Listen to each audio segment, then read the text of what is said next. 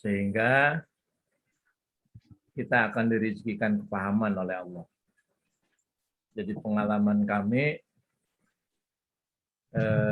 ilmu yang kita pelajari apabila amalkan, pahamannya terus bertambah dan bertambah. Yang kedua, kami mengucapkan terima kasih kepada Bapak Ibu yang berkenan ikut di dalam proses belajar ini. Bagi kami, ini adalah belajar mengajar. Jadi sekali lagi terima kasih Bapak Ibu dimanapun berada telah membantu proses belajar kami. Insya Allah apabila kok nggak bisa digedein ini kalian biasanya kan gede satu laptop ini aktif di dalam proses belajar ini, bagi kami itu juga adalah tambahan ilmu.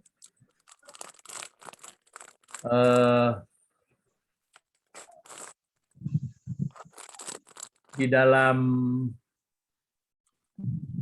Quran surat Ar-Rahman itu ada kalimat yang difirmankan oleh Allah, di mana kalimat itu sebetulnya mengingatkan kita berulang-ulang. Kalau tidak salah, kalimatnya itu saya hitung sampai 31 kali. Fabi ayyi alai rabbikuma tukadziban. Maka nikmat mana lagi dari Rob kamu yang kamu dustakan. Jadi harus diakui oleh kita bahwa sebetulnya kan kita sudah banyak sekali ya diberi oleh Allah nikmat. Jadi kalau dihitung itu nggak akan kehitung. Namun harus kita akui juga banyak sekali nikmat Allah yang tidak kita gunakan, tidak kita pelajari, dan tidak kita syukuri. Nah, kajian ini bertujuan agar nikmat yang Allah anugerahkan kepada kita itu tidak terlalu banyak yang kita dustakan. Artinya sedikit demi sedikit kita pelajari dan kita gunakan sehingga kita dapat mengurangi sikap kadziban. Nah, salah satu contoh ya yang akan kita sharingkan pada malam hari ini tentang probiotik. Yang nanti otomatis kita juga akan membahas pendampingnya, yaitu prebiotik. Dan sedikit kita akan ulas istilah simbiotik. Saya yakin Bapak Ibu sekalian sudah ya mendengar kata-kata probiotik ya. Tapi walau demikian, mari kita ulangi ya pelajaran itu supaya terjadi penancapan pada jiwa kita ya.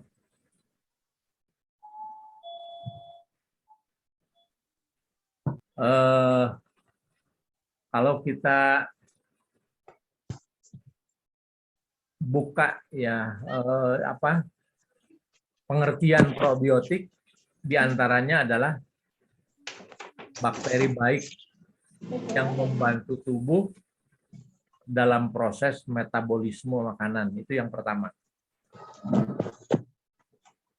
Kita makan apapun, sebetulnya kalau tidak ada bakteri baik dalam tubuh kita, makanan yang kita makan itu tidak bisa dicerna oleh kita. Itu yang pertama mesti kita sadari. Kemudian yang kedua, probiotik itu harus ada di dalam tubuh kita sebagai garda terdepan dalam menghadapi serangan dari luar. Tolong operator materinya disesuaikan.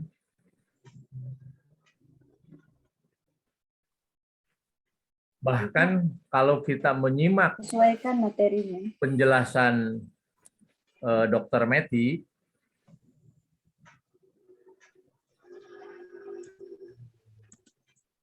dalam setiap pori-pori kita itu ada bakteri-bakteri baik yang ikut menjaga supaya tidak kemasukan patogen.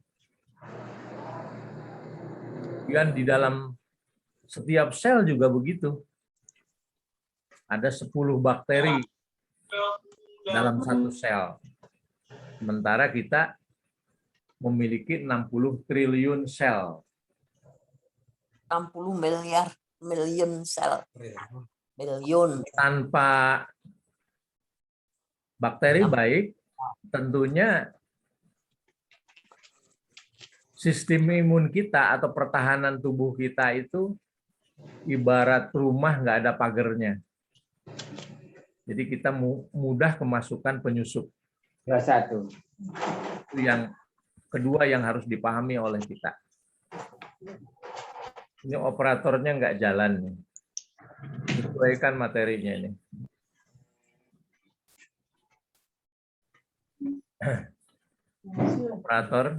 Operatornya nyimak apa enggak?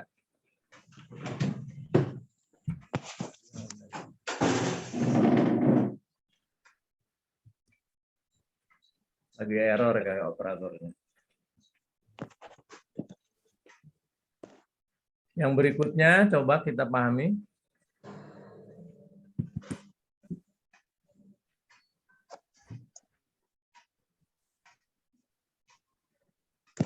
Nah, itu lihat ya yang ketiga itu. Probiotik memiliki peran yang sangat penting bagi kesehatan manusia. Di antaranya memperkuat sistem kekebalan tubuh, mengendalikan pertumbuhan bakteri, patogen, dan lain-lain. Berarti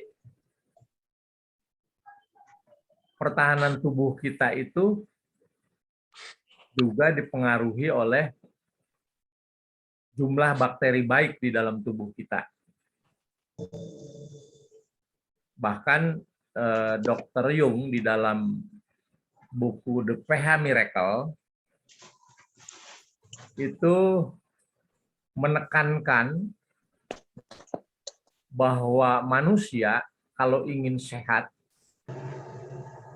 dan sembuh dari sakit, itu di dalam tubuhnya harus ada bakteri baik antara 1,5 sampai 2 kg probiotik. Tanpa jumlah tersebut,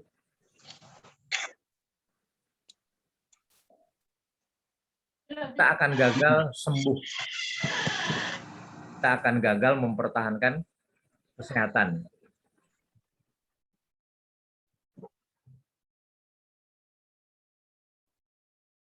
Probiotik sangat diperlukan, apalagi mereka yang sedang mengkonsumsi antibiotik atau telah mengkonsumsi antibiotik. Otomatis banyak bakteri-bakteri baik ikut terbunuh. Nah, untuk mengembalikan pada jumlah tersebut, maka mereka yang telah mengkonsumsi antibiotik mesti ya harus konsumsi makanan atau minuman yang mengandung probiotik. Nah, ini yang kita pahami mengenai probiotik.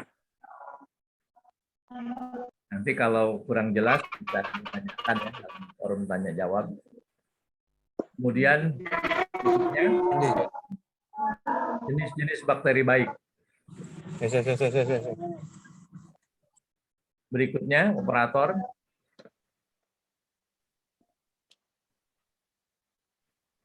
Nah, ini jenis-jenis bakteri baik ya.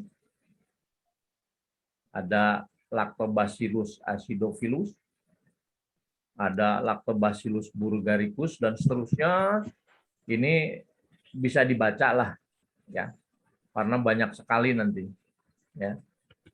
Nah, saya rasa ini sekilas saja. Untuk berikutnya, halaman berikutnya.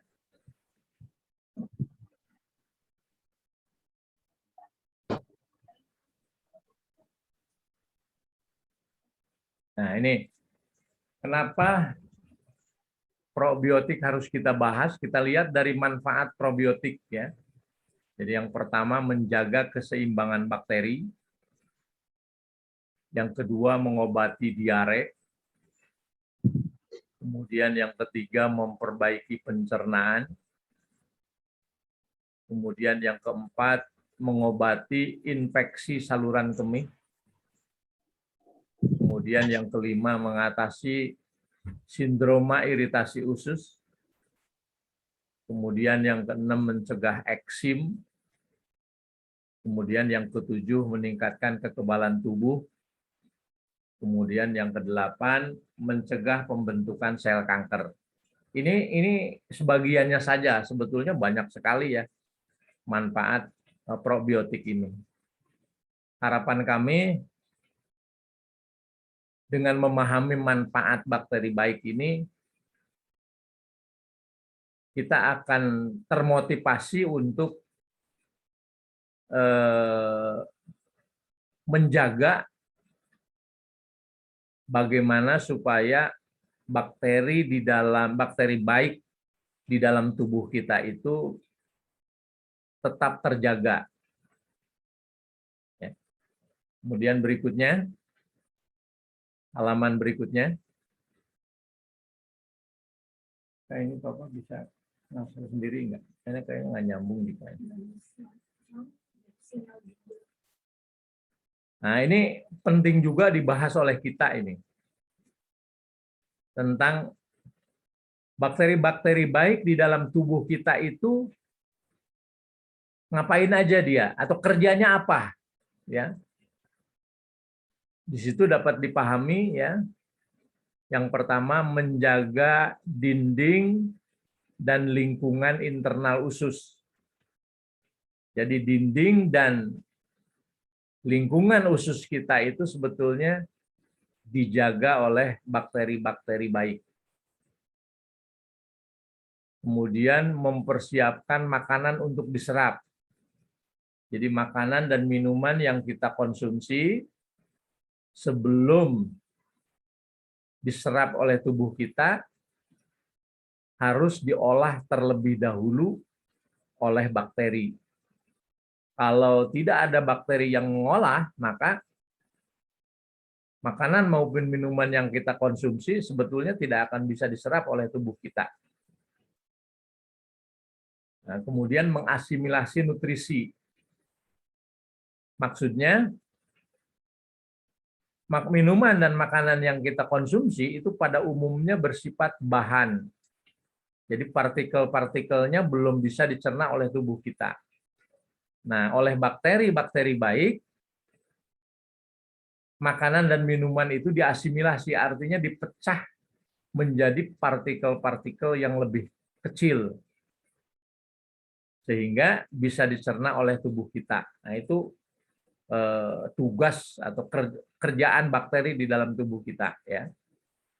Kemudian berikutnya, menyediakan waktu lama perjalanan yang sesuai untuk dilalui makanan yang telah dicerna. Jadi ketika makanan dicerna oleh tubuh kita, berjalan di usus halus, itu membutuhkan waktu. Nah, bakteri itu punya peran mengatur, sehingga tubuh punya waktu atau punya kesempatan untuk mencernanya. Dan ini pula salah satu alasan mengapa setelah makan kita baiknya tidak langsung minum, supaya makanan yang kita makan tidak langsung terdorong dan kita punya waktu yang cukup untuk menyerap makanan-makanan itu. Kemudian pekerjaan bakteri berikutnya adalah menghasilkan bermacam-macam substansi yang bermanfaat bagi tubuh kita, seperti contohnya asam laktat, antiseptik alami, ya, asidopilin, dan lain-lain. Kemudian menghasilkan vitamin. Jadi bakteri itu menghasilkan vitamin. Ada vitamin B, ada vitamin B6, B12, niacin, biotin, vitamin K, dan lain-lain. Kemudian melindungi tubuh dari kuman. Nah, jadi perannya itu. Kemudian menetralkan racun. Kemudian mencegah racun terserap ke dalam tubuh. Kemudian mengontrol bakteri jahat dan mikroba berbahaya lainnya. Coba bayangkan, andai kata di dalam tubuh kita tidak ada bakteri-bakteri baik, tentu semua itu tidak ada yang mengerjakan. Maka bisa dikatakan sebetulnya kita tidak bisa hidup sendirian, ya. Kita butuh bakteri. Oleh karena itu, setelah kita paham manfaat bakteri dan tugas bakteri di dalam membantu kita hidup atau membantu kita sembuh dan sehat, kita harus memahami apa sih yang harus kita lakukan agar jumlah bakteri baik di dalam tubuh kita itu cukup. Yakni antara 1,5 sampai 2 kilogram. Karena kalau kurang dari segitu, tentu kita akan sakit. Silahkan dibuka halaman berikutnya.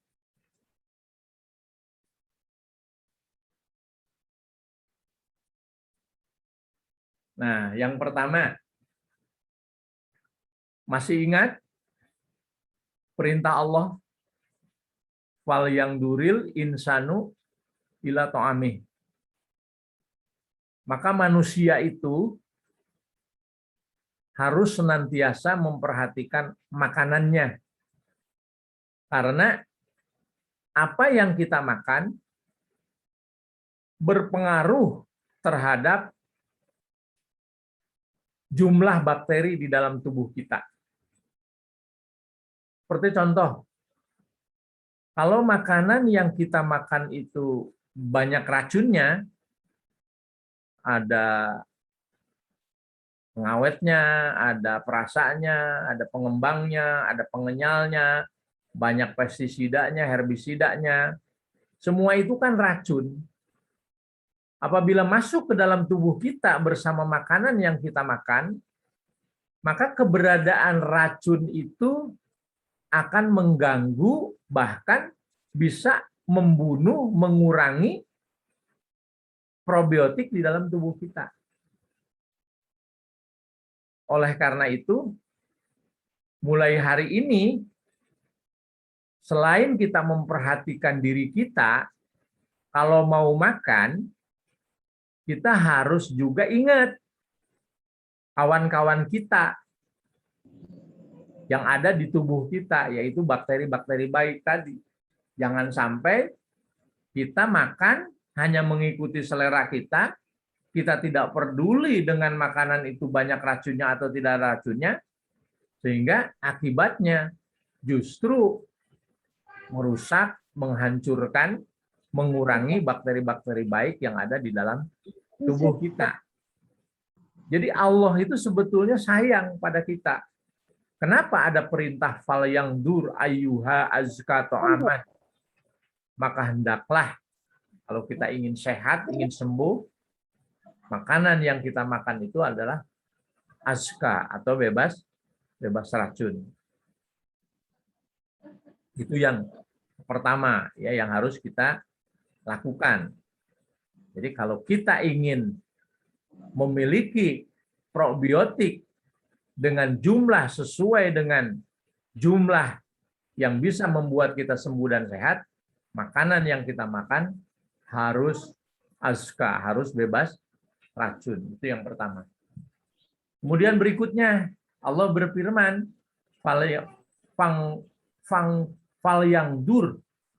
fangdur ila ta'amika wasyarabika lam yatasana.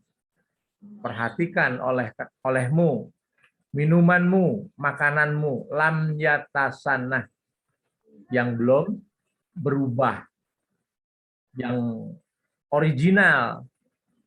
Jadi kalau kita mengkonsumsi makanan-makanan seperti makanan itu berada di tangkainya, maka makanan-makanan seperti itu akan mempertahankan keberadaan bakteri-bakteri baik di dalam tubuh kita.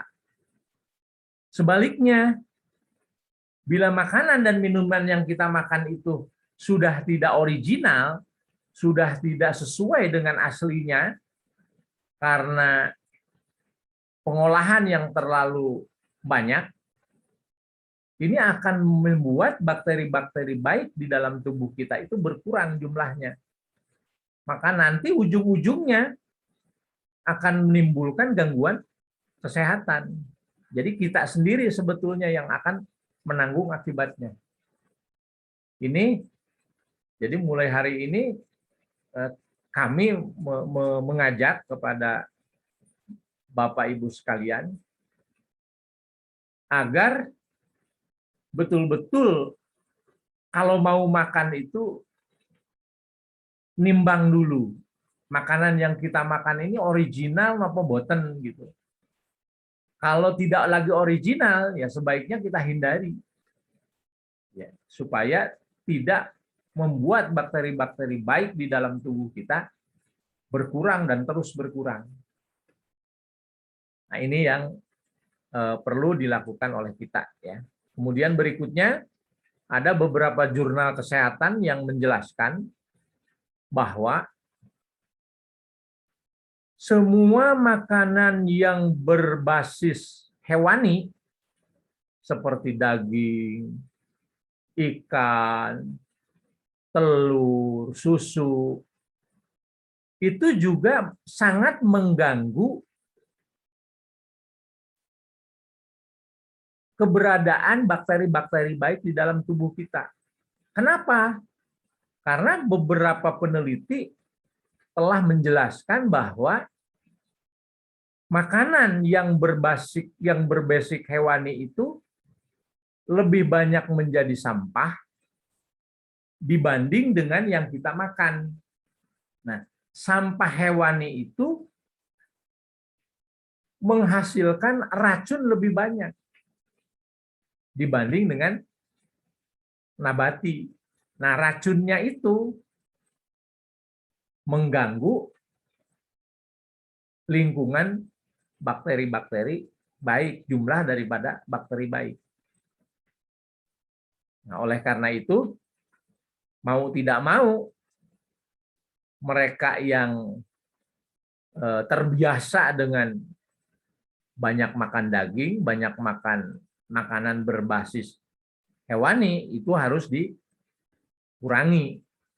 Jadi kita kembali kepada fitrah kita, bahwa manusia dirancang oleh Allah untuk lebih banyak mengkonsumsi makanan yang berbasis nabati, tumbuh-tumbuhan. Dan ini bisa dibuktikan secara ilmiah dari jumlah gigi kita. Lebih banyak gigi di luar gigi taring. Gigi taringnya hanya 4 ya, dari jumlah 32. Kemudian yang berikutnya, yang bisa mengganggu bakteri-bakteri baik itu adalah stres. Oleh karena itu, di dalam Al-Quran sebetulnya sudah juga diingatkan agar kita wala tahinu wala tahjanu, tidak sedih, tidak duka cita, wa absyiru bil jannati kuntum tu'adun. Jadi kita harus senantiasa bisa bersikap gembira. Kenapa? Karena para peneliti sudah juga menjelaskan apabila kita stres itu ternyata berpengaruh terhadap unsur kimia di dalam tubuh kita yang ujung-ujungnya dapat mengganggu keberadaan bakteri-bakteri baik di dalam tubuh kita. Jadi saya simpulkan bahwa yang harus dilakukan kalau kita ingin menjaga agar bakteri-bakteri baik di dalam tubuh kita tetap pada jumlahnya yang dibutuhkan, kita harus banyak makan sayuran, buah-buahan, dan biji-bijian. Karena 3 itulah sebetulnya makanan dari bakteri-bakteri baik yang ada di dalam tubuh kita. Nah, ini yang bisa kami sampaikan mengenai probiotik. Nah, selanjutnya, karena ini berhubungan dengan makanan dari probiotik, maka selanjutnya kita akan bahas tema yang kedua, yaitu prebiotik. Monggo dibuka terus ke atas. Ya, prebiotik. Ya, ya cukup. Jadi di samping kita mengenal probiotik, kita juga harus mengenal prebiotik. Ya, kalau probiotik adalah bakteri baik yang ada dalam tubuh kita, kalau prebiotik adalah makanan bagi probiotik. Tadi sudah disinggung bahwa makanan probiotik itu diantaranya sayuran, buah-buahan, dan biji-bijian. Itu yang harus banyak dimakan. Makanan probiotik ini berupa karbohidrat yang tidak mudah dicerna dan banyak mengandung oligosakarida. Oligosakarida itu mencakup fruktooligosakarida dan mannano-oligosakarida. Prebiotik disebut juga dengan nutrisi bagi probiotik berupa karbohidrat dan serat pangan. Ini semua ini atau yang sudah disebutkan tadi itu ada pada sayuran, buah-buahan, dan biji-bijian. Nah, selain ini ada juga makanan probiotik yang cukup kuat dan unsurnya lengkap. Ya, kalau dalam bentuk cair itu diantaranya adalah air kelapa. Itu yang disebut dengan prebiotik. Mudah sekali ya memahaminya. Jadi ada probiotik, ada prebiotik.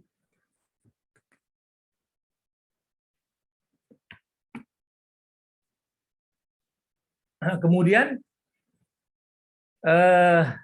setelah kita memahami probiotik dan memahami prebiotik, kemudian kita akan masuk kepada istilah simbiotik. Monggo dibuka. Simbiotik. Nah, itu simbiotik. Apa itu simbiotik? Simbiotik adalah penggunaan probiotik dan prebiotik secara bersama-sama untuk menimbulkan efek yang menguntungkan bagi kesehatan manusia. Jadi kalau kita mengkonsumsi probiotik bersamaan dengan prebiotik, itu disebut dengan simbiotik. Apa tujuan mengkonsumsi keduanya dalam waktu yang bersamaan? Untuk menjaga agar ekosistem mikroorganisme di dalam usus tetap sehat dan seimbang.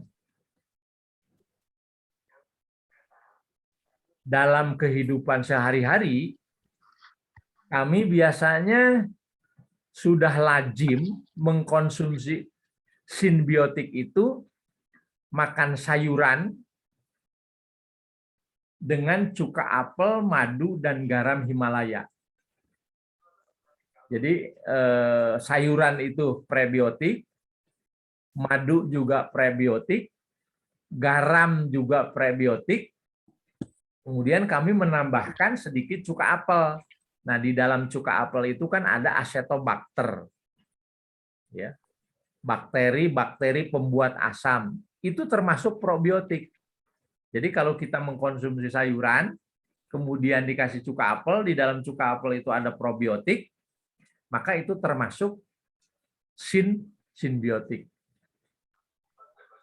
Selain sayuran, yang sering kami lakukan itu buah-buahan, misalnya pepaya, jambu, nanas, dan lain-lain lah.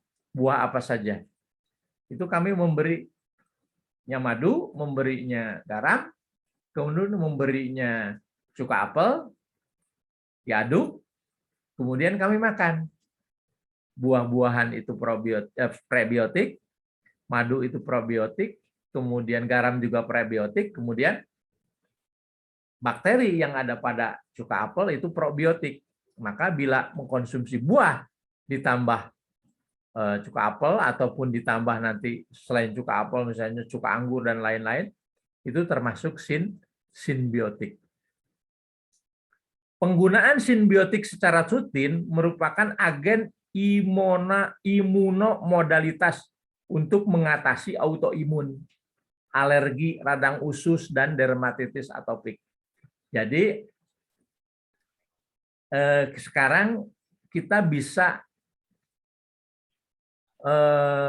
menggunakan ya sayuran dan buah-buahan untuk mengobati autoimun, untuk mengobati alergi. Jadi Bapak Ibu kalau ada yang alergi, ada yang mengalami peradangan, terutama di usus, maka sebetulnya obatnya adalah makanan. Coba boleh dibuktikan. Makanlah sayuran dengan cuka apel, madu, dan garam. Makanlah buah dengan madu, garam, dan cuka apel. Itu insya Allah bisa dibuktikan bahwa makanan-makanan seperti itu atau simbiotik itu bisa dikategorikan obat untuk autoimun, untuk alergi dan lain-lain. Ini yang dapat kami sampaikan. Selanjutnya, kami memberikan kesempatan yang seluas-luasnya kepada Bapak Ibu. Barangkali ada yang ingin menambahkan atau ingin bertanya atau sekedar sharing. Ya, yang intinya memberi kepahaman kepada kita bahwa sebetulnya bakteri itu kawan, bukanlah lawan. Maka mulai hari ini kalau ngedenger kata bakteri, jangan terus beranggapan bahwa itu adalah sesuatu yang buruk atau sesuatu yang menjijikan. Karena hakikatnya tanpa bakteri baik, sebetulnya kita tidak bisa hidup sehat, ya, tidak bisa sembuh dari penyakit. Demikian. Monggo sekarang kita adakan sharing atau tanya jawab bagi yang ingin menghidupkan, ini dipersilahkan.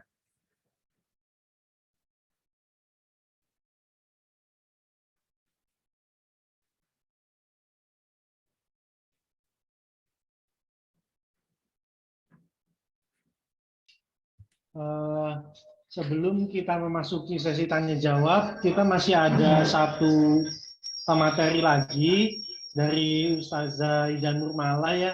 Nanti dengan Ustazah Ida Nurmala ini. Sebentar, Mas Dipa, ini tanya jawab dalam kaitan teori saja dulu, karena nanti kan Bu Ida itu menyangkut aplikasi.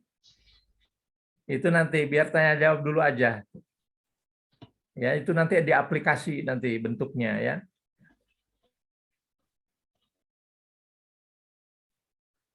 Tuh ada Pak Arif dengan Bu Nadia, mungkin ada yang ingin disampaikan.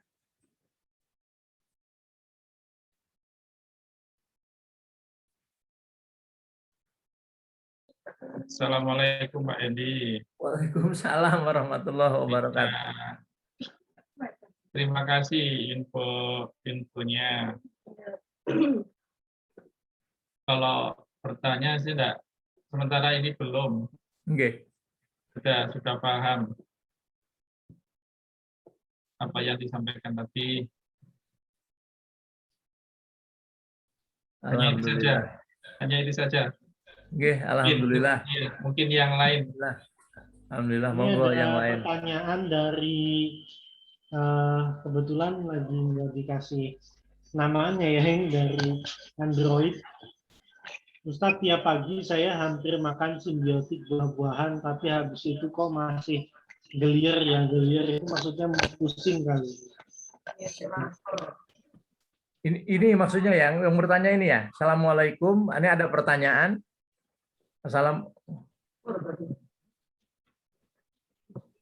Yang di atas tadi.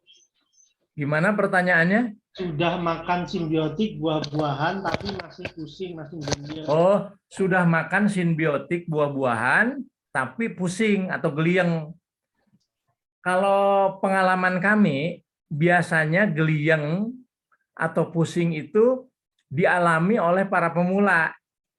Kenapa para pemula itu kalau mengkonsumsi simbiotik itu geliang? Karena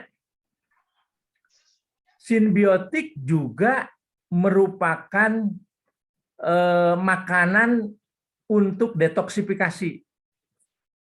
Jadi ketika kita makan buah bersama cuka apel atau makan sayur bersama cuka apel, itu kan termasuk pencahar.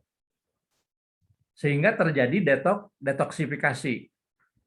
Jadi kotoran-kotoran yang ada di dalam usus besar atau di dinding pembuluh darah berhasil dikikis oleh simbiotik tadi, kemudian dia larut ke dalam darah, kemudian beredar, maka terjadilah yang namanya pusing atau geliang.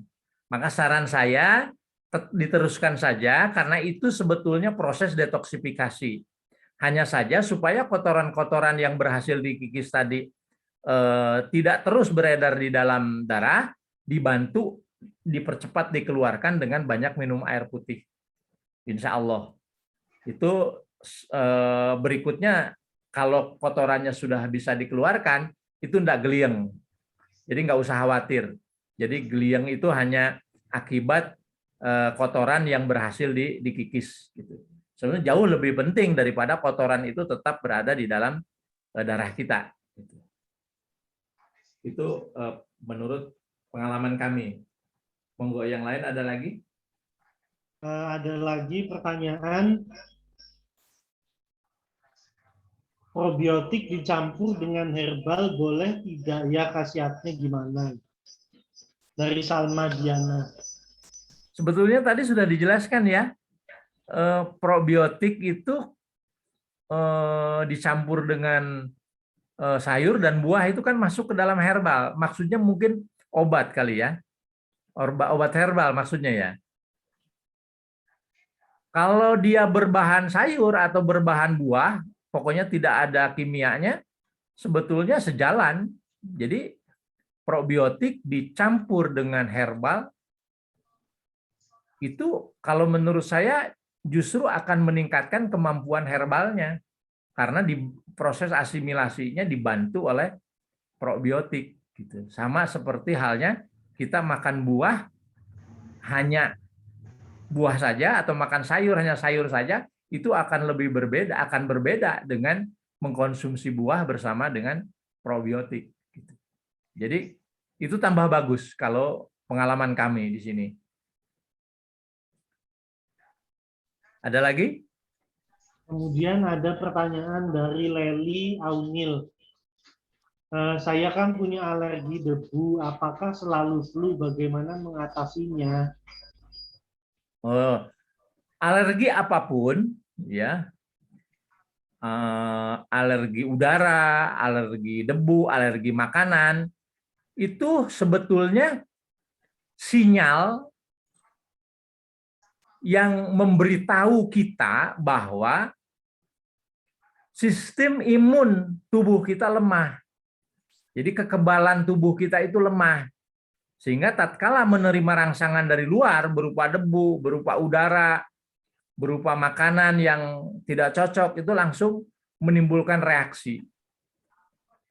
Nah, karena masalahnya di sistem imun, berarti mengatasi alergi yang tepat adalah meningkatkan kekebalan tubuhnya, meningkatkan sistem imunnya. Nah, salah satu cara yang dapat meningkatkan sistem imun, tadi di depan sudah dijelaskan, mengkonsumsi makanan, minuman yang mengandung probiotik. Jadi probiotik ini cocok untuk mereka yang punya keluhan alergi. Oh iya, ini ada kasus kemarin mungkin Pak Arif atau Bu Nadia menjelaskan kemarin kan menyampaikan ada yang kena cacar. Nah, kemudian saya menyarankan untuk mengkonsumsi diantaranya cuka apel. Itu bagaimana? Apakah ada perkembangan? Ya. Mungkin Pak, alhamdulillah. Selain itu juga kami beri mol kunyit juga anaknya. Nah, itu kan bisa jadi bukti empirik, bisa menjadi testimoni bahwa ternyata cacar saja, kan cacar sebetulnya termasuk serangan virus, dengan diberi mol kunyit, di dalam mol kunyit itu kan ada bakteri baik. Nah, yang bersangkutan, yang cacar tadi bisa mengatasi cacarnya dengan mengkonsumsi mol kunyit. Nah, ini satu bukti bagi kita bahwa bakteri-bakteri baik itu membantu kita mengatasi berbagai serangan dari luar, termasuk virus dan bakteri. Bahkan untuk menghadapi pandemi COVID-19 sebetulnya probiotik itu sangat dibutuhkan. Jadi salah satu yang dibutuhkan oleh kita dalam menghadapi COVID itu adalah probiotik. Karena probiotik akan membantu kita mengusir virus tadi. Monggo, apalagi yang bertanya? Kemudian ada lagi dari Pak Puji. Assalamualaikum Ustadz. Bagaimana jika pada saat makan buah-buahan atau sayuran ditambah dengan garam Himalaya? Apakah lebih bagus dicampur dengan cuka apel atau cuka apel bawang dayak? Terima kasih. Oh iya. Kalau kebiasaan kami untuk dipakai campuran itu Pak Puji bagusnya cuka apel yang original saja. Jangan cuka apel yang ada bawang dayaknya. Karena kalau cuka apel yang ada bawang dayaknya, itu nanti buahnya jadi kurang enak atau sayurnya itu jadi kurang enak. Sebetulnya masalahnya di situ aja, gitu. Makanya kami sarankan kalau untuk dressing ya, untuk campuran buah dan sayur itu cukup yang original saja. Ya, karena yang dibutuhkan oleh kita kan bakterinya. Begitu Pak Puji. Berikutnya dari Bismillah 99. Pak, ciri-ciri tubuh sudah cukup simbiotik seperti apa? Apabila kondisi sudah normal diberikan simbiotik terus, apakah aman atau ada batasannya? Kalau ciri-ciri ya yang sudah dikenali oleh umum oleh kita ya, kalau bila kita misalnya flu, pilek, terjadi ruam pada kulit itu mudah sembuhnya, kemudian kalau luka itu mudah sembuhnya, kalau sakit itu mudah sembuhnya, itu salah satu ciri bahwa jumlah bakteri di dalam tubuh kita jumlahnya cukup. Nah, bagaimana kalau di dalam tubuh kita bakteri yang baik itu sudah cukup? Apakah konsumsi simbiotik itu perlu diteruskan? Kalau menurut saya, simbiotik ini tetap diperlukan, hanya saja tingkat keperluannya tentu berbeda saat kita mengalami keluhan dengan saat kita sudah normal. Itu maksudnya sesuatu yang baik pun kalau dikonsumsi secara berlebihan menjadi tidak baik. Jadi kalau memang kita merasa sudah normal, ya seperlunya saja. Gitu. Misalnya cukup pada pagi hari saja, dan itu pun porsinya ya porsi yang standar, tidak berlebihan. Tapi yang pasti kalau yang dilakukan oleh saya pribadi, saya hampir setiap hari, mungkin jarang ya sampai enggak itu mengkonsumsi buah-buahan dikasih cuka apel madu, itu ke tubuh itu merasa nyaman, merasa enak gitu loh. Itu pertimbangan yang pertama. Kemudian pertimbangan yang kedua, kalau kita mau jujur, sebetulnya setiap hari ini kita kan terpapar oleh racun dari makanan yang kita makan, dari minuman yang kita minum, dari udara yang kita hirup, dari pikiran-pikiran yang tidak baik. Berarti setiap hari terjadi penyerangan terhadap bakteri-bakteri baik dalam tubuh kita. Otomatis membuat bakteri-bakteri baik di dalam tubuh kita itu akan berkurang. Jadi kalau pengurangan itu terjadi setiap saat, maka harus ada penambahan juga terjadi setiap saat.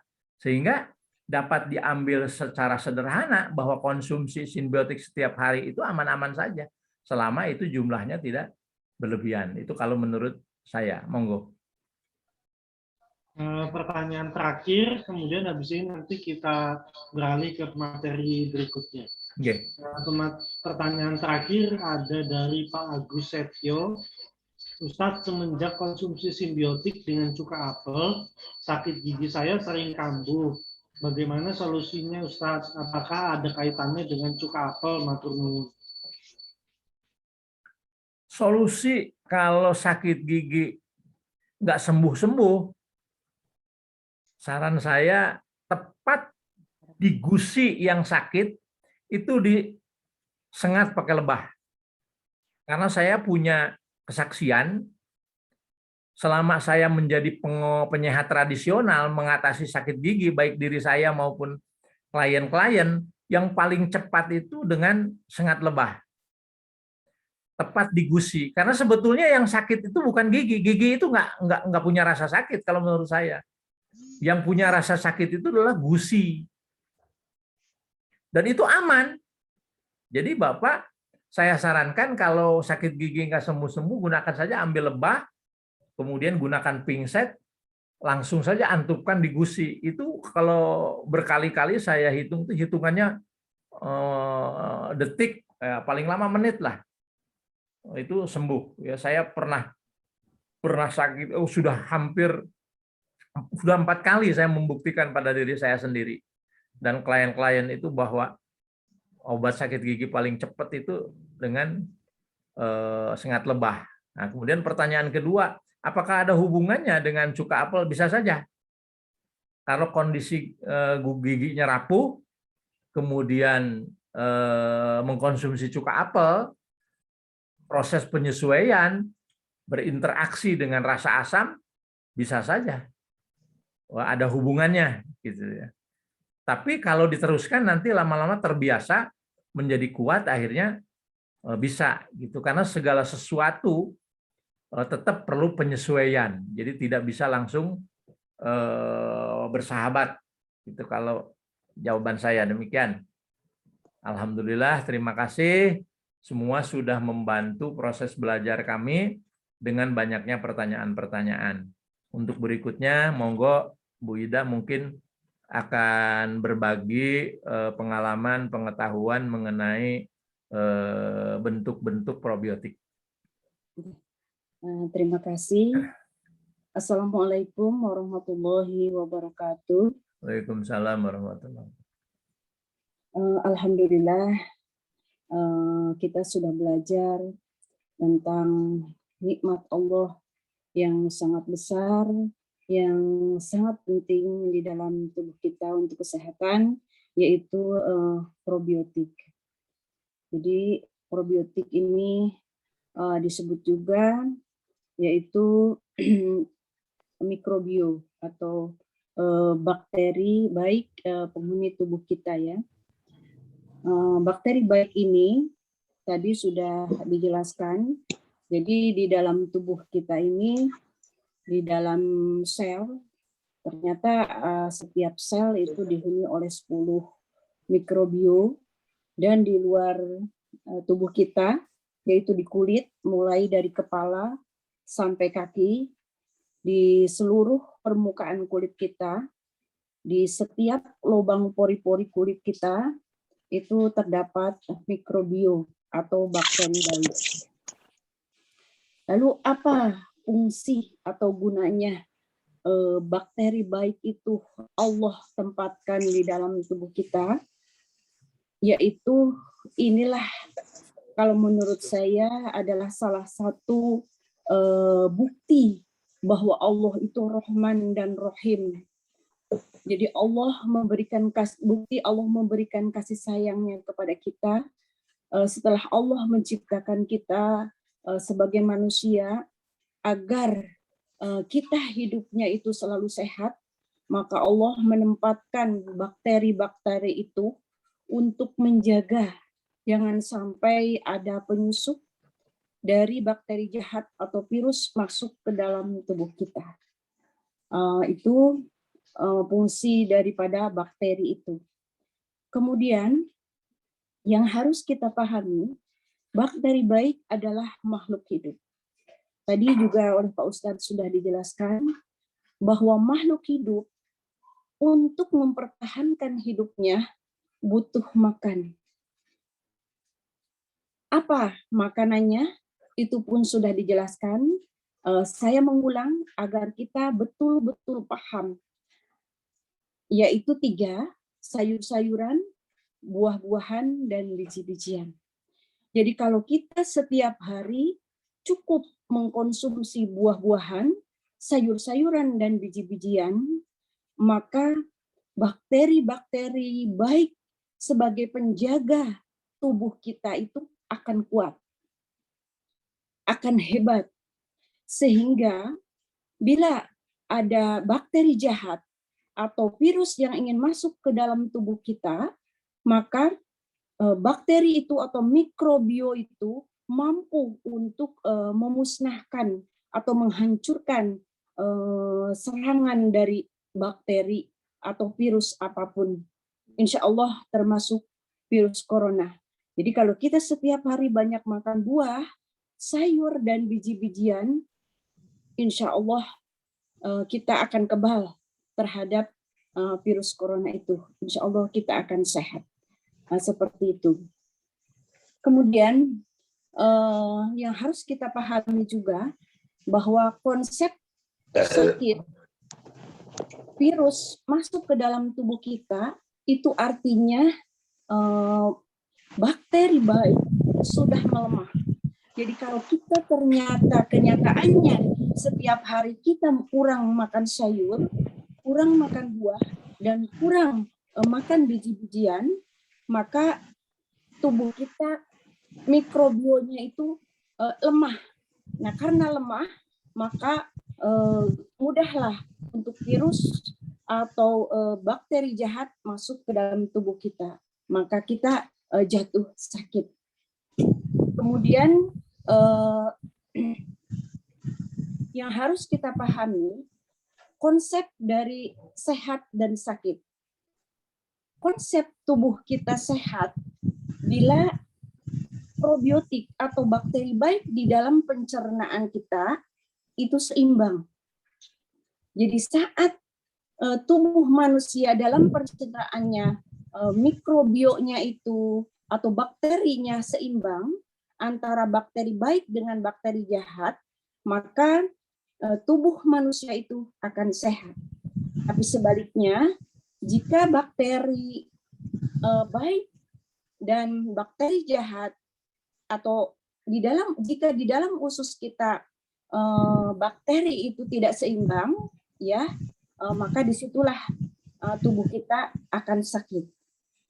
Cuma yang harus kita pahami juga bahwa keseimbangan bakteri itu ada ahli yang mengatakan jumlahnya 80% bakteri baik dan 20% bakteri jahat. Jika mencapai angka 80% bakteri baik dan 20% bakteri jahat, itu angka yang menyatakan bahwa bakteri di dalam tubuh kita seimbang. Jadi kita akan sehat. Tapi keseimbangan bakteri itu ternyata ada di dalam seorang bayi yang hanya baru minum ASI saja. Jadi bayi yang belum makan apapun dan minum apapun selain minum air susu ibu, maka bakterinya seimbang. Jadi 80% bakteri baik dan 20% bakteri jahat. Tetapi setelah bayi itu makan dan minum apapun, maka angkanya menjadi berubah. Bisa jadi 80% bakteri jahat dan 20% bakteri baik. Maka menjadi tidak seimbang. Nah, saat pencernaan kita sudah tidak seimbang bakterinya, maka saat itulah tubuh kita akan jatuh sakit. Nah, Ibu Bapak, tentunya kalau teorinya seperti itu, maka lebih besar kemungkinan kita yang sudah dewasa itu sudah sukar sekali mendapatkan keseimbangan dari bakteri di dalam tubuh kita. Makanya mungkin inilah penyebabnya. Kenapa setiap hari, setiap saat banyak sekali orang sakit? Karena keseimbangan bakteri di dalam pencernaannya sudah tidak seimbang. Lalu bagaimana agar kita bisa menciptakan keseimbangan bakteri di dalam usus kita? Inilah nikmat dari Allah yang sangat besar, yang sangat penting. Mungkin kita selama ini tidak tahu bagaimana caranya kita bisa menyeimbangkan bakteri di dalam pencernaan kita, yaitu dengan produk-produknya Allah. Kita diciptakan oleh Allah dari saripata tanah. Dan Allah juga telah menciptakan spare part kita. Jadi kalau kita diciptakan dari saripati tanah, maka Allah menciptakan spare part buat kita, yaitu dari saripati tanah juga. Nah, apakah itu? Ya, ini Contohnya, ini sereh ya. Semua orang tentu di sini sudah pada tahu sereh, kemudian ada kunyit ya, ada salam, ada juga jahe dan lain sebagainya. Ternyata ini adalah spare part kita. Jadi kalau kita sakit, maka jangan mencari sesuatu yang bahannya tidak sama dengan kita. Kita diciptakan oleh Allah dari saripati tanah. Dan mereka-mereka ini juga diciptakan Allah dari saripati tanah. Ini tumbuh dari tanah. Jadi Bapak Ibu, kita sebagai umat muslim jangan ragu. Bila kita sakit, bila ada masalah dalam kesehatan kita, mari kita ambil bahan-bahan yang sama dengan apa yang Allah, dengan apa yang kita diciptakan oleh Allah. Nah, saya akan memperlihatkan bagaimana bahan-bahan ini, produk-produk Allah ini bisa memberikan satu kebutuhan yang sangat besar buat kita, di mana kita bisa menambah bakteri-bakteri baik di dalam pencernaan kita. Jadi kalau misalnya bakteri di dalam pencernaan kita sudah tidak seimbang, maka kita bisa membuat bakteri-bakteri baik yang bisa kita konsumsi, bisa kita minum atau bisa kita makan, sehingga kita mampu untuk membuat bakteri di dalam usus kita seimbang, dan insya Allah kita bisa mempunyai tubuh kita yang sehat. Jika kita sakit, insya Allah kita akan diberikan kesembuhan oleh Allah. Nah, bagaimana caranya? Bahan-bahan ini, kalau di sini disebutnya empon-empon ya, semua pada tahu, tapi mungkin baru sekarang atau mungkin ada yang sudah lama tahu ya, ini bisa membuat probiotik atau bakteri-bakteri baik itu, yaitu dengan air kelapa ya. Semua tahu air kelapa ya, tapi barangkali kemarin yang namanya air kelapa itu kalau kita lihat di pasar dibuang-buang oleh yang menjual kelapa. Padahal itu anugerah Allah yang sangat besar, nikmat Allah yang sangat besar buat kita untuk kesehatan kita.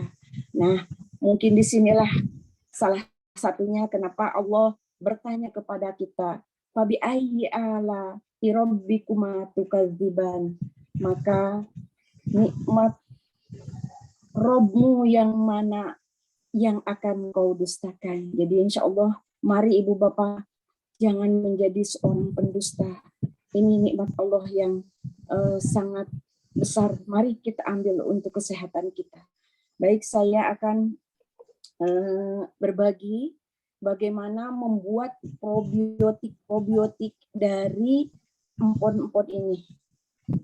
Contohnya ini ya. Ini kunyit, mol kunyit mikroorganisme lokal. Disebut mikroorganisme lokal karena bakterinya dari dalam kunyit itu sendiri.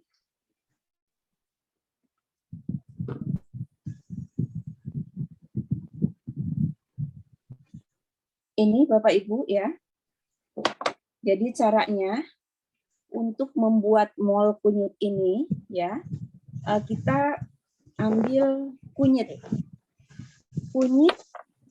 seperti ini, jangan dikupas, bersihkan saja luarnya karena kulitnya pun mengandung banyak nutrisi, vitamin dan mineral yang sangat dibutuhkan oleh kita. Jadi dibersihkan saja, kalau ada yang cacat nanti bisa dipotong begitu seperti itu. Nah, ini dicampur dengan air kelapa tua ya. Jadi air kelapa yang banyak sekali mengandung asam amino ternyata luar biasa. Itu anugerah Allah ya untuk kita. Ternyata air kelapa bila dipadukan dengan empon-empon ini bisa mengaktifkan bakteri-bakteri baik ya. Jadi air kelapa 2 liter, kalau kunyitnya 1 kilo. 1 kilogram kunyit dicuci bersih, kemudian di blender dengan air kelapa 2 liter. Setelah di blender ya, bisa sedikit-sedikit ngeblendernya, kemudian disaring. Setelah disaring, Ibu Bapak kasih gula aren ya.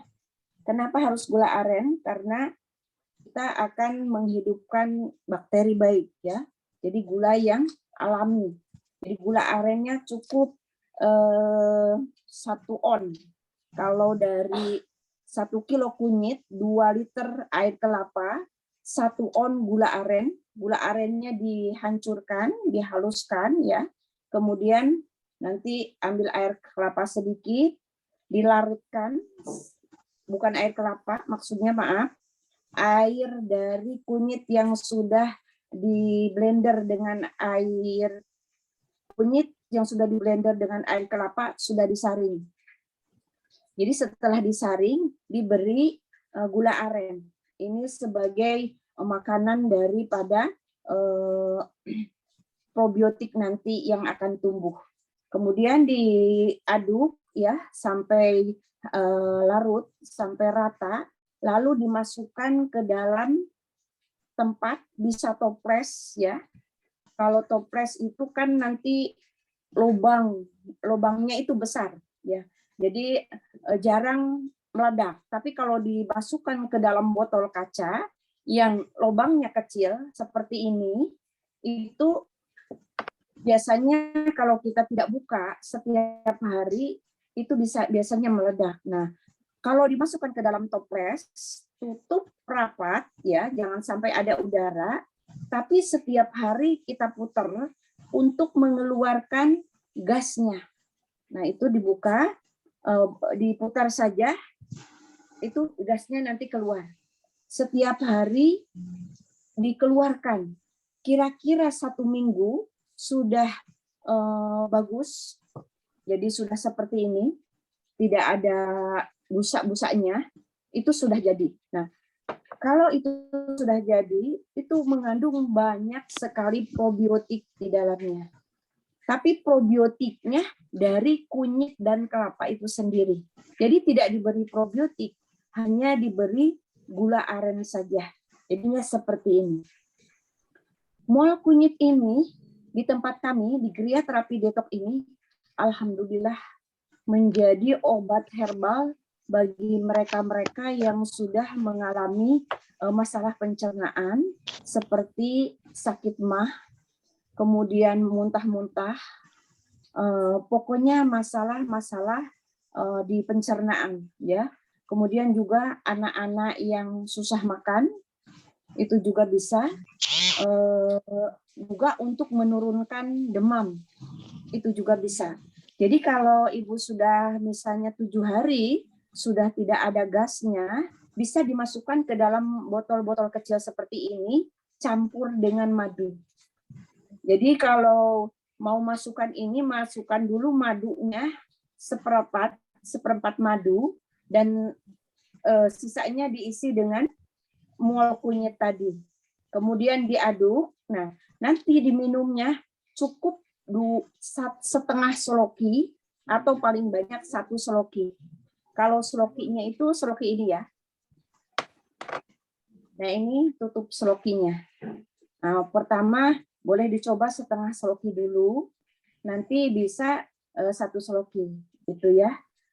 Kita minum kalau untuk MAH sebelum makan. Jadi sehari 3 kali. Ibu Bapak, kalau kita membuatnya dengan mol, menjadikan mol, empon-empon itu, ini keuntungannya sangat bagus sekali. Karena di sini mengandung probiotik. Tapi banyak orang yang tidak tahu dengan mengaktifkan bakteri itu dengan infus water ya. Jadi kunyit, salam, sereh, temulawak, mereka direndam di dalam air panas, itu diminum. Jadi itu tidak tumbuh bakteri baiknya. Tetapi kalau sudah dibuat mol seperti ini penuh dengan bakteri baik. Jadi kalaulah penyebab sakit kita adalah karena bakteri baik di dalam usus sudah tidak seimbang, maka dengan minum ini setiap hari, insya Allah kita akan mampu menyeimbangkan bakteri di dalam usus kita. Tapi jangan lupa, karena ini adalah probiotik, makanannya harus prebiotik, yaitu sayuran, buah-buahan, dan biji-bijian untuk makanan probiotik itu sendiri. Jadi ibu tidak cukup kalau sakit hanya makan probiotik saja, tidak makan buah-buahan, tidak makan sayur-sayuran. Ya, jadi ingat sekali lagi, walaupun kita minum probiotik tiap hari, tapi kita harus makan buah dan sayur supaya probiotik yang ada di dalam tubuh kita mereka bisa kuat karena dia cukup makan. Kemudian selain daripada kunyit, bisa juga kita bikin mol ya, mikroorganisme lokal dari jahe. Saya sudah bikin produknya dari jahe ya. Kalau kemarin pas corona orang rame-rame mencari jahe merah, harganya sampai mahal sekali ya. Mudah ternyata antivirus ya. Jadi kita sama jahenya 1 kilo, air kelapanya 2 liter, kemudian kita blender, kemudian disaring, diperas ya. Setelah itu airnya jahe itu dimasukkan gula aren 1 on, kemudian kita simpan di tempat yang tertutup, lebih bagus tempatnya yang beling ya, yang kaca ya. Nah kemudian kita buka setiap hari, gasnya dikeluarkan, insya Allah kalau jadi 1 minggu bisa setelah jadi seperti ini. Jadi ini hangat sekali dan rasanya lebih enak ya. Jadi dengan minuman-minuman probiotik ini, insya Allah kita bisa mempunyai keseimbangan bakteri di dalam usus kita. Kemudian Bapak Ibu, ini adalah konsepnya. Nah, silahkan Ibu, Bapak, sahabat-sahabat semuanya yang ikut kajian ini, monggo berkreatif dari apa saja. Saya dulu hanya menerima untuk membuat probiotik ini dari kunyit saja. Tapi setelah saya membuat dari jahe, membuat dari berbagai macam empon-empon, dan yang lain-lainnya, ternyata terciptalah berbagai macam probiotik yang bisa kita buat sendiri, kita bisa memperbanyak, dan kita bisa menggunakannya dalam kehidupan kita ya, untuk keluarga, untuk klien, atau untuk siapa saja, karena insya Allah semua orang membutuhkan dari probiotik ini. Jadi inilah konsep sehat. Jadi ini anugerah dari Allah untuk kita, ini nikmat dari Allah untuk kita, maka marilah kita ambil, jangan sampai kita menjadi pendusta sehingga Allah bertanya kepada kita sampai 31 kali. Bismillah, mudah-mudahan ini semua menjadi amal soleh buat kita semua. Nah mungkin itu saja Bapak Ibu, barangkali ada yang mau bertanya, silahkan.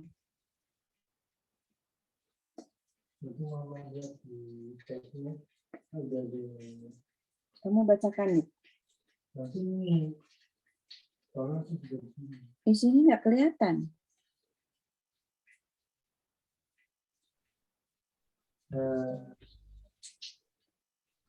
Pertanyaan pertama ada dari 999. Bunda, untuk penyimpanannya apakah ada batasan waktu?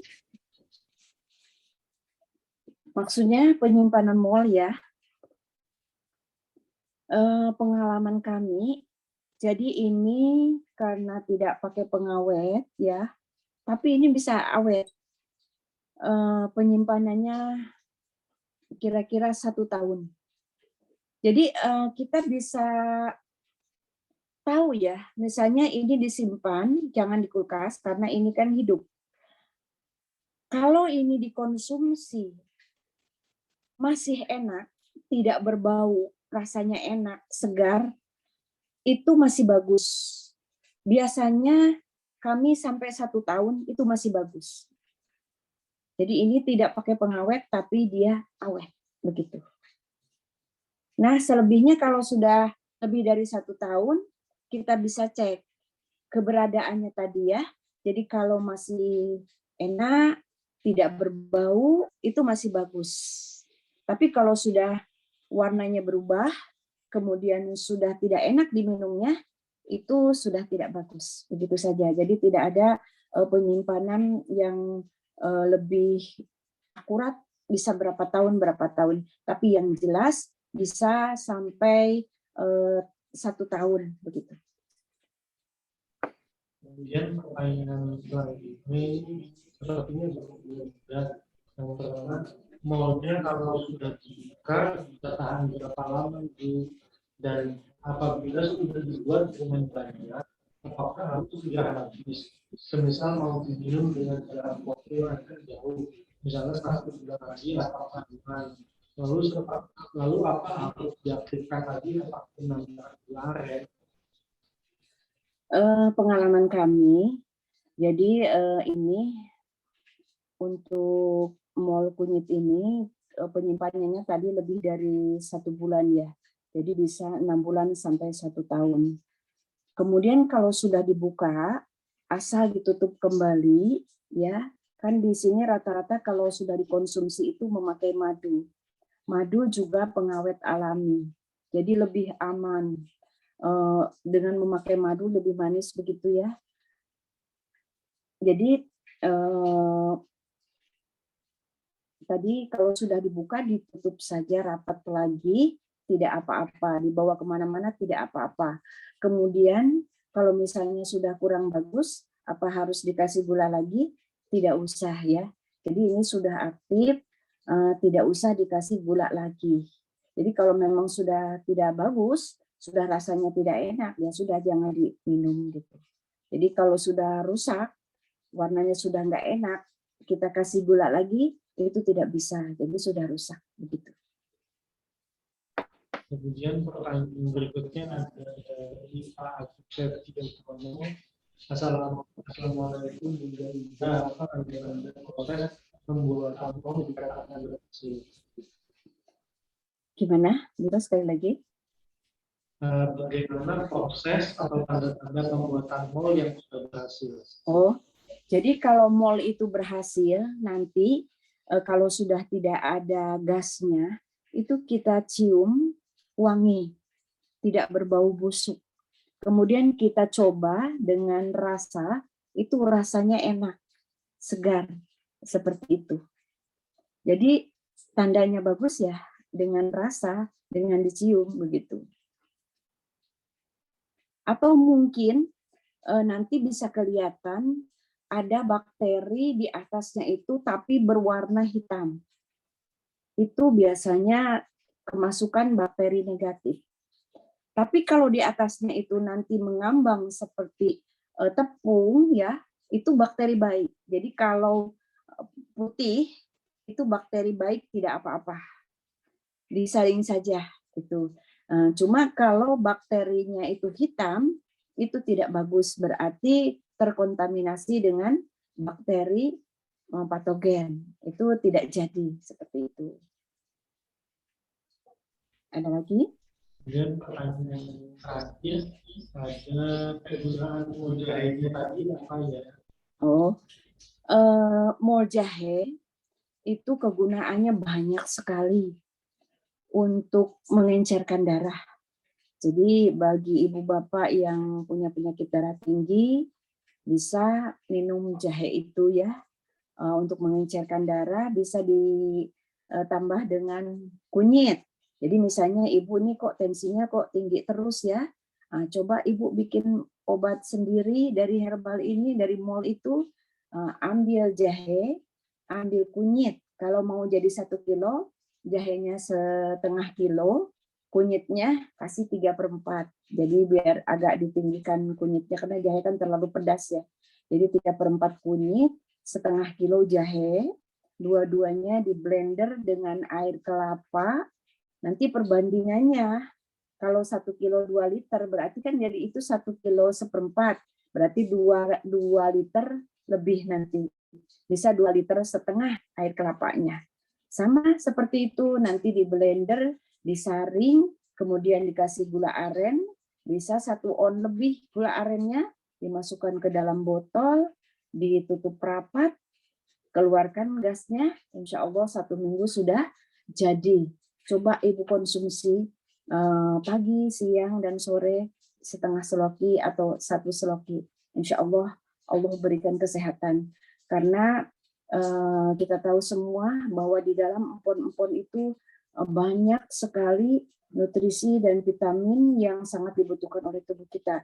Kalau Zaidul Akbar mengatakan itu adalah yang bisa merefer semua masalah-masalah di dalam tubuh kita adalah obatnya tadi itu, empon-empon itu ya. Terus kalau kami ini yang ini ada lagi yang lengkap antara rimpang dan rempah, semua bisa disatukan. Misalnya rimpangnya kunyit, temulawak, jahe, rempahnya bisa sereh, bisa kayu manis atau kenyar, bisa cengkeh dan lain sebagainya, semua rimpang disatukan di blender ya.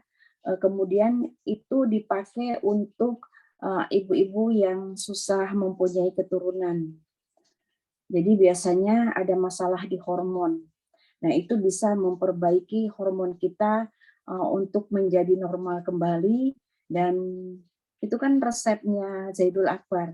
Jadi kalau Zaidul Akbar itu ya dengan kunyit, dengan rimpang-rimpangnya itu banyak yang berhasil hamil begitu ya.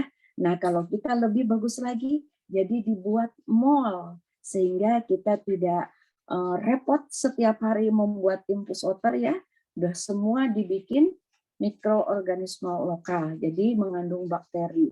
Jadi bahan-bahan untuk menyuburkan kandungannya juga ada. Kemudian kita yang paling penting bisa menyeimbangkan probiotik di dalam usus kita. Itu. Sudah? Ada satu lagi yang tadi dari Pak Jamil Famili, kalau sama pegagan apa bisa? Ya, itu insya Allah bisa. Jadi pegagannya di blender sama dengan air kelapa tadi itu, ya. Kemudian dikasih gula aren. Bisa, insya Allah. Bapak coba saja. Jadi ini kita hanya memberikan konsep-konsepnya hanya sebagian kecil. Ibu dan Bapak bisa mengembangkannya sendiri. Dicoba saja. Nanti kalau memang bisa, itu kelihatan bagus. Kalau tidak bisa, ya harus memakai bakteri lain. Ya, misalnya kalau saya biasa membuat mol untuk pupuk tanaman, itu memakai mol tape, itu ya seperti itu. Jadi kalau tidak ditumbuhkan kalau dari empon-empon, misalnya nanti Bapak tidak jadi membuatnya dari pegagan, itu kok tidak jadi, misalnya busuk atau enggak. Nah, Bapak mungkin harus menambahkan cuka apel ya, probiotiknya dibantu dari sini. Atau kalau pegagan bisa dengan starternya nanti kombucha. Jadi pegagan direbus, kemudian disaring, dimasukkan ke dalam toples, dikasih gula, boleh gula pasir kalau itu, kemudian di atasnya dikasih kombucha. Nah, itu ditutup, kalau itu tidak boleh tertutup. Jadi cukup ditutup dengan kain saja di atasnya atau tisu. Nah, itu nanti akan terjadi fermentasi. Kombucha juga bagus sekali untuk menambah bakteri baik. Jadi di dalamnya banyak sekali bakteri-bakteri baik yang dibutuhkan oleh tubuh kita. Jadi kalau bahan itu tidak bisa dibuat mol, maka bisa dibuat dengan kombucha. Itu seperti itu. Mungkin nanti di kajian selanjutnya, di webinar selanjutnya, saya akan memperkenalkan bagaimana probiotik itu dengan starter kombucha. Alhamdulillah. Alhamdulillah sudah ya Bu, kita batasi, sudah terlalu malam. Kami ucapkan terima kasih kepada seluruhnya yang sudah berpartisipasi aktif di dalam belajar. Semoga saja ilmu kita bertambah dan insya Allah besok bagi yang berkesempatan akan mengikuti dar ya sekaligus silaturahim. Dan mari kita tutup acara kita dengan doa kifaratul majlis, nanti ditutup dengan hamdalah. Subhanakallahumma asyhadu an la ilaha illa anta astaghfiruka wa atubu ilaik. Walhamdulillahirabbil alamin. Terima kasih banyak Pak Arif, Pak Irfan, Pak Agus, terima kasih banyak. Ya. Sama-sama Pak Endi. Semoga sehat. Ya. Oh iya, foto bersama. Semua kamera di on kan? Akan kita foto bersama. Semua. Ya buat kenang-kenangan. Yang paling penting bagi kita kan ketemunya.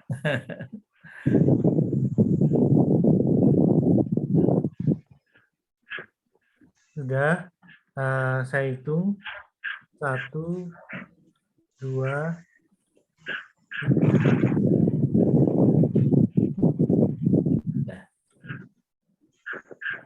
Bentar, satu page lagi ya.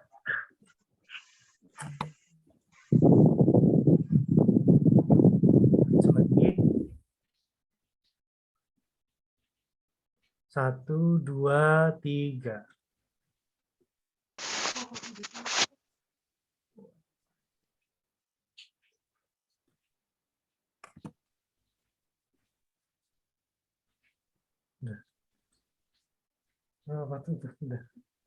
Baik, Bapak Ibu, sudah bisa meninggalkan Zoom. Terima kasih atas keikutsertaannya. Ada kurang lebihnya, kami mohon maaf. Wassalamualaikum warahmatullahi wabarakatuh. Waalaikumsalam. Waalaikumsalam warahmatullahi wabarakatuh. Assalamualaikum. Waalaikumsalam.